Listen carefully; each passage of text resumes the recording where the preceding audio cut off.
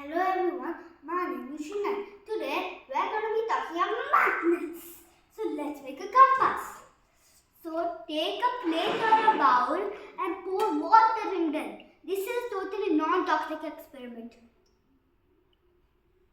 After doing that, take a piece of paper and a magnetized needle. Place the piece of paper and the needle. It will be facing one direction. That way is the north and that way is the south. So let's understand why this works. So here, think of this as the earth. And this is the north pole and this is the south pole. So here, and core of the earth has many essential things that magnets need to work. So now the earth is a magnet.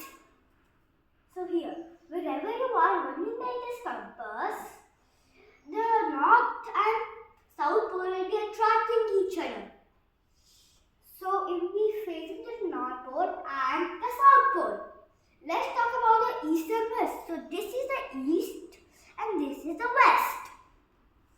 The sun rises in the east and the sun sets in west. Think as this is the sun. And this is our earth. We live in the Goldilocks zone, where it's not too hot or too cold for us humans to live. So here. So by the time it will orbit to the sun, it will be east, and when it orbits away from the sun, it will be west. So let's talk about magnets attracting and repelling. Think of these as two magnets. So here, this one is facing towards the north and this one is the south. So here. So when they like this, they will attract. But